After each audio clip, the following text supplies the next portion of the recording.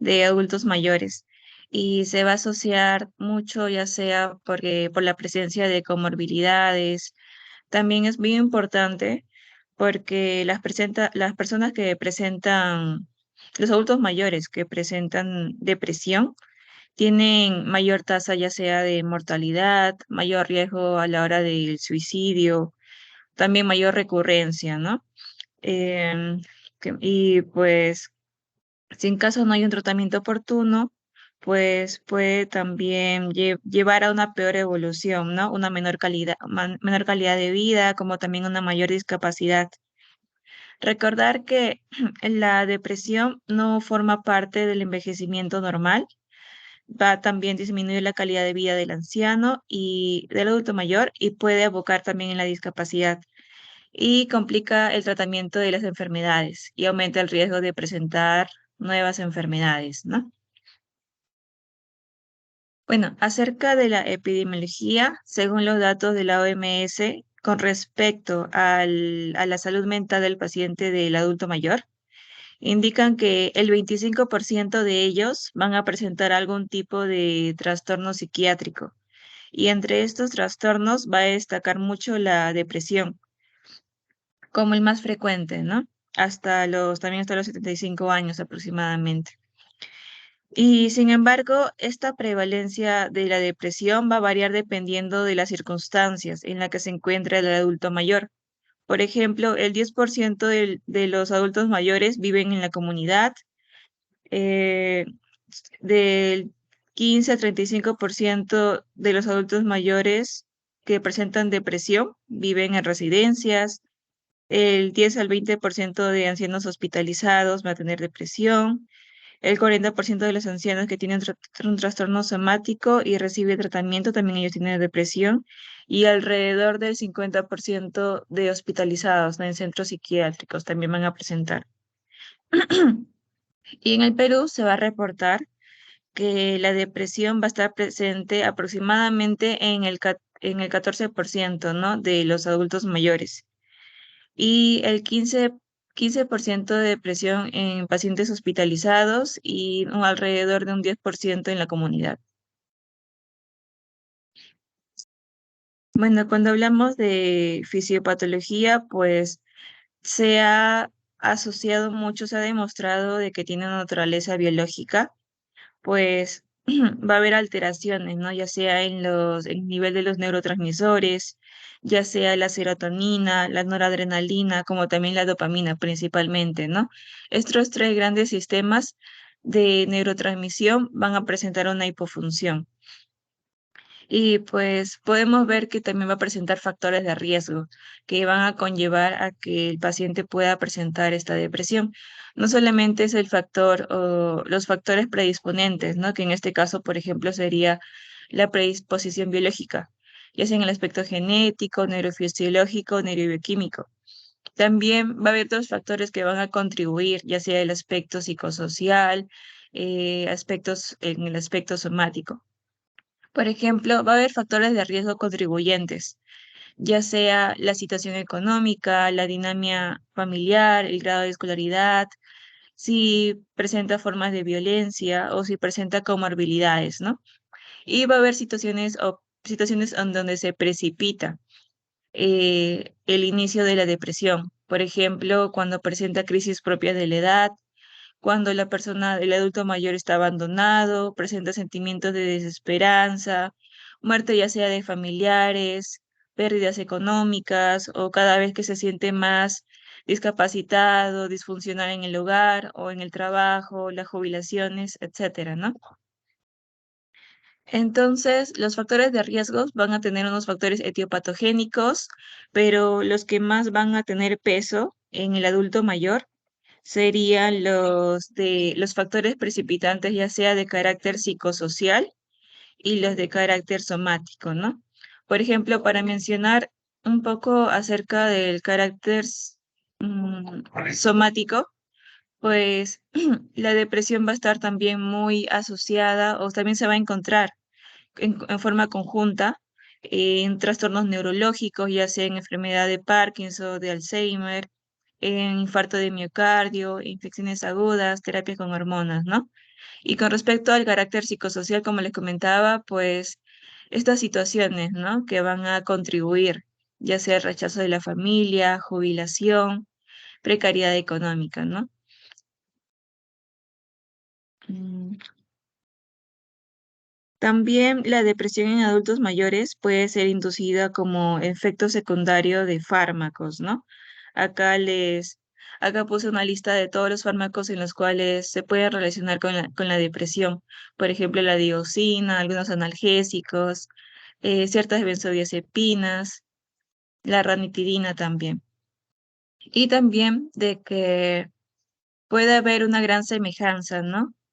Con otras enfermedades y poder semejarlo con el trastorno depresivo, ya sea, como les comentaba, hacer algunos medicamentos que van a producir efectos adversos y lo podrían confundir con la depresión. Algunas también enfermedades infecciosas, endocrinas, inmunológicas, también deficiencias vitamínicas o algunos casos de cáncer, ¿no? Estas son las patologías relacionadas con la depresión. Podemos ver que son bastantes. Y acá en la siguiente tabla de que va a haber ciertas enfermedades de que van a estar de la mano o pueden estar presentes con la depresión.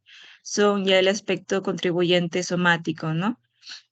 Que van a precipitar en algunas veces, en algunas veces a tener la depresión. Por ejemplo, en casos de ACV, llega aproximadamente los pacientes de 22 a 55, al 55% a presentar depresión. También en los casos de cáncer y también otros trastornos metabólicos y enfermedades cardiovasculares. Con respecto a las consecuencias, ¿no? De por qué es importante reconocer que un familiar o que un paciente presente depresión, porque va a tener consecuencias negativas.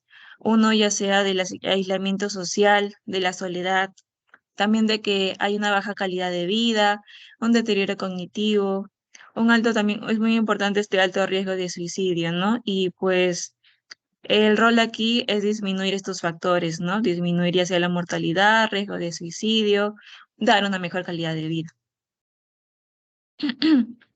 Acerca del diagnóstico, pues hay pruebas en las cuales, escalas en las cuales como que ayudan como que un tamizaje, ¿no? Y por ejemplo, una de ellas sería el examen de medicina preventiva del adulto mayor, la sensibilidad 92%, especificidad 71%, ¿no? Y bueno, esto es como que una prueba de entrada porque solamente presenta una única pregunta, que sería si en el último mes se ha sentido deprimido, ¿no? En el adulto mayor.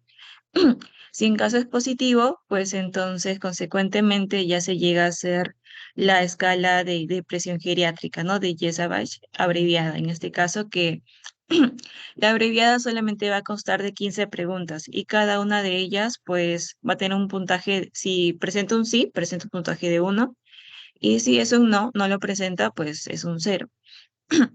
Acá podemos ver una gran cantidad de preguntas que, por ejemplo, una de ellas sería para recordar, por ejemplo, una es que en general está satisfecho con su vida, si es sí es 0 y si es un no es un punto.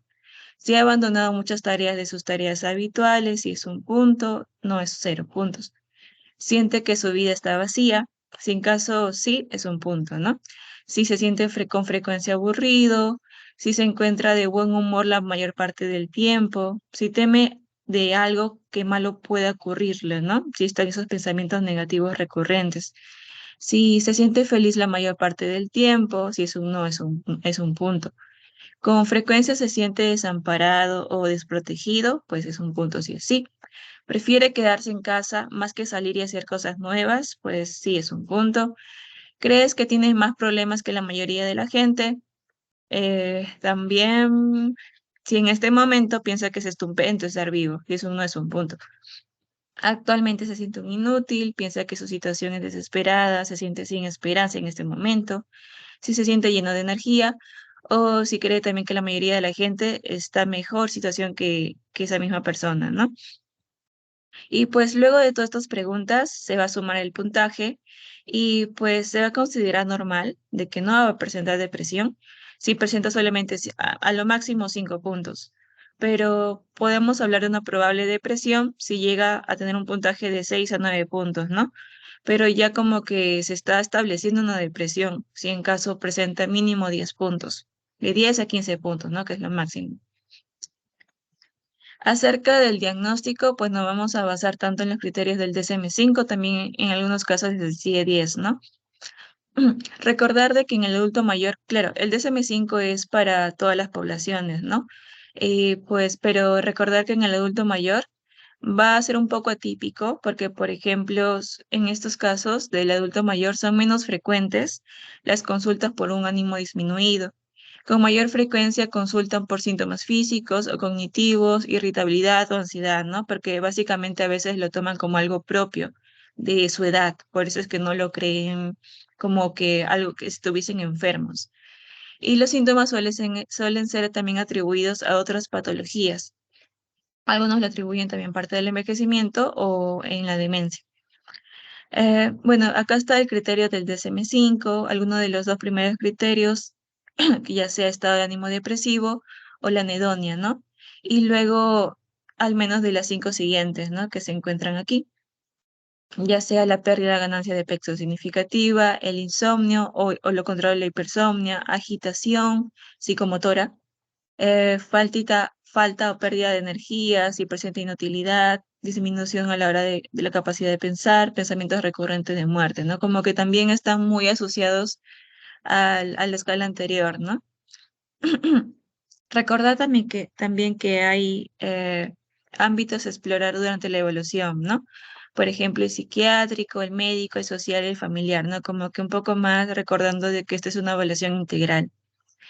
Y acerca del ciclo de la depresión, pues recordar de que va a haber, por ejemplo, estresores, pensamientos, sentimientos, comportamiento y problemas físicos. Y a veces uno de ellos va a llevar a problemas o alteraciones en otros aspectos, ¿no? Por ejemplo, si un paciente presenta ciertos estresores, ya sea algunos problemas familiares, pues va a llevar consigo entonces problemas físicos, manifestaciones físicas, ya sea, por ejemplo, se va a sentir mal, va a tener algún tipo de dolor, baja energía, apetito disminuido, y pues poco a poco eso también va a llegar a arraigar otras esferas, ¿no? Ya sea en el comportamiento y también en los pensamientos y sentimientos. Bueno, acerca del tratamiento farmacológico, pues primero recordar de que existen distintas fases del tratamiento y cada una de las cuales va a tener un objetivo distinto. Por ejemplo, en la fase aguda, lo importante aquí es de que se llegue a la remisión, ¿no? De los síntomas, si es posible o de forma ideal, tal vez lo podrían considerar de todos los síntomas. La fase de continuación es prevenir la recurrencia del mismo episodio, o sea, evitar las recaídas. Y la fase de mantención, prevenir futuros episodios recurrentes. Bueno, en la fase aguda, ¿no? En esta fase, pues lo ideal sería de que se remita de manera completa todos los síntomas, ¿no? Y además hay que minimizar, también disminuir la interacción con otros fármacos. Bueno, de acuerdo al artículo que saqué en esta información, pues nos comentan de que los distintos antidepresivos que se muestran en la tabla, en esta tabla, pues no hay mucha diferencia significativa, ¿no? Estadísticamente. Y pues también hay que tener en cuenta estos factores claves para poder elegir un fármaco el más adecuado, ¿no? Recordar si, por ejemplo, hubo una respuesta previa, ¿no? Si ya se llegó a medicar con uno de ellos y pues ver si fue favorable, ¿no? O si hubo alguna reacción adversa o no fue tolerable en este caso. También recordar las comorbilidades que presenta, interacciones farmacológicas, ¿no? Medicamentos que ya está llevando para evitar estas interacciones. Si hay riesgo en caso de sobredosis, síntomas concurrentes y también los efectos adversos. Acá, bueno, recomiendan iniciar con una dosis baja. También es importante evaluar la tolerancia y la respuesta, ¿no? En el caso de los adultos mayores, pues los antidepresivos más prescritos serían los inhibidores selectivos de la recaptura de serotonina, ¿no? Y bueno, ¿cómo mejorar la adherencia? Pues va a influir mucho ya sea el estado cognitivo, las comorbilidades, también la presencia de polifarmacias, ¿no? Y también se ha visto que es importante involucrar a los familiares en el tratamiento del paciente, ¿no? Para que puedan mejorar, facilitar la adherencia ya sea de los fármacos que se le va a dar y también, por ende, también de la mejoría sintomática. Ah, bueno, en este caso, en este siguiente gráfico, pues podemos ver que los diferentes fármacos, ¿no? Ya sea cómo inicia y luego cómo ves va aumentando, ¿no? Hasta llegar a una dosis promedio al día. También es importante recordar de que los efectos adversos que suelen presentar, ¿no? De cada antidepresivo, para poder así evitarlos o también pedir exámenes clínicos para llevarlos a la mano, ¿no? Por ejemplo, eh, el control del sodio plasmático, ¿no? Va a ser importante al inicio del tratamiento, porque en algunos casos, por ejemplo, suelen originar hiponatremia, ¿no? Por ejemplo, los primeros, el citalopram y la sertralina. Por eso es que es importante también llevar consigo análisis, ¿no? También el EKG va a ser importante, un EKG de base, porque tanto el citalopram como el escitalopram van a presentar alteraciones, ¿no? Y se puede evitar estos fármacos en dosis altas también. ¿Qué más? También con respecto a si se puede cambiar de antidepresivos, ¿no? Y sí esta situación sí se puede dar si en caso hay efectos adversos como las presentadas en esta tabla, o también de que no hay alguna mejoría o hay o el objetivo de esta fase aguda, ¿no? La remisión completa de los síntomas. No es tan claro si se debe según esta guía, no es tan claro si se debe aumentar la dosis eh, en ciertas situaciones o también cambiar el fármaco, ¿no? Antidepresivo con otra familia de fármacos. Mm, bueno. La siguiente fase sería la fase de continuación y la fase de mantenimiento, ¿no? La fase de continuación es cuando una vez alcanzada la remisión de los síntomas depresivos, que se da en la fase aguda, se va a recomendar el tratamiento de continuación al menos durante 12 meses, ¿no? Con el objetivo de disminuir las recurrencias, ¿no? También hay una remisión sistemática en el cual sugieren, ¿no? Que se debe mantener la misma dosis de los fármacos que lograron la remisión. Y se observa que mantener el tratamiento por 12 meses podría ser beneficioso, ¿no? Y disminuir el riesgo de caída, como les estaba comentando, si en caso lo comparamos, que la fase de continuación sea de tan solo 6 meses. ¿Y en quiénes se le va a dar la fase de mantenimiento, de mantención? Pues en algunos casos, ¿no? Se sugiere mantener el tratamiento de forma indefinida, con el objetivo de evitar las recurrencias, ya sea en depresión recurrente, depresión grave, remisión parcial de los síntomas, y si hay necesidad de varios fármacos para lograr la remisión. Lo anterior considerando siempre las preferencias del paciente, si hay factores de riesgo de depresión y si hay efectos adversos de los fármacos. Bueno, eso sería todo, doctor.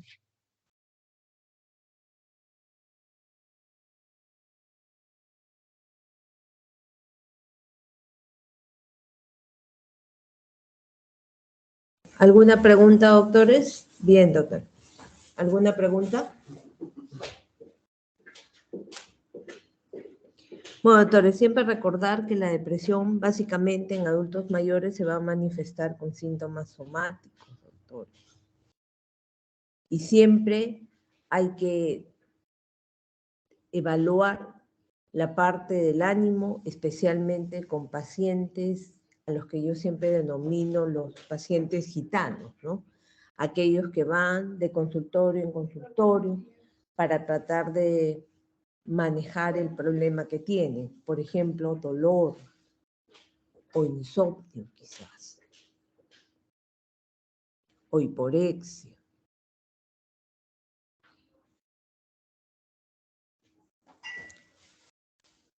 Entonces, aquellos pacientes que siempre están yendo de consultorio en consultorio y no logran manejar el problema, descarten depresión.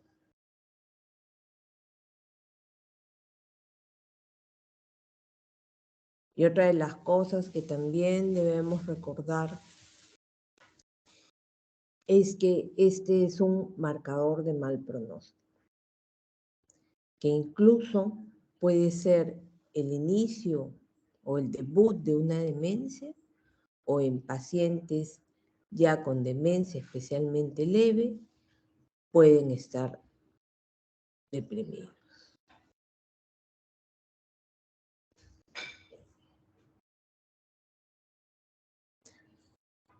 Siempre escoger de acuerdo el tratamiento medicamentoso, de acuerdo a los síntomas blancos, doctores.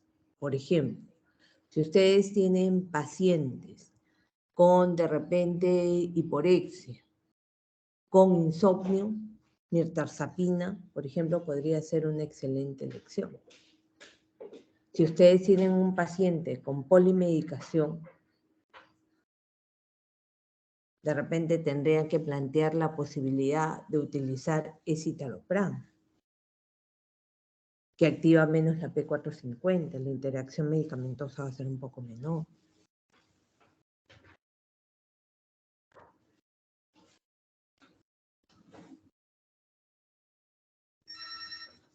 Y otro de los puntos a considerar es el tema, un ratito, perdón, doctor.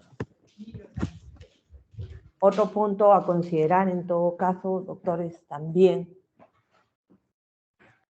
es la parte del riesgo de suicidio.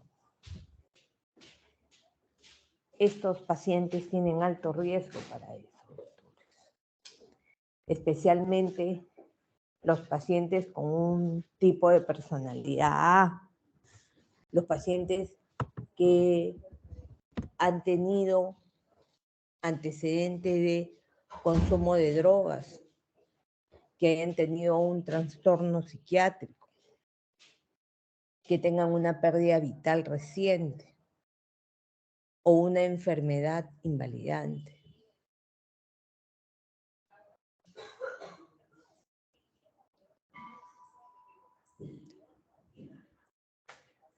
Bueno, doctores, ¿habrá quedado alguna pregunta, alguna duda?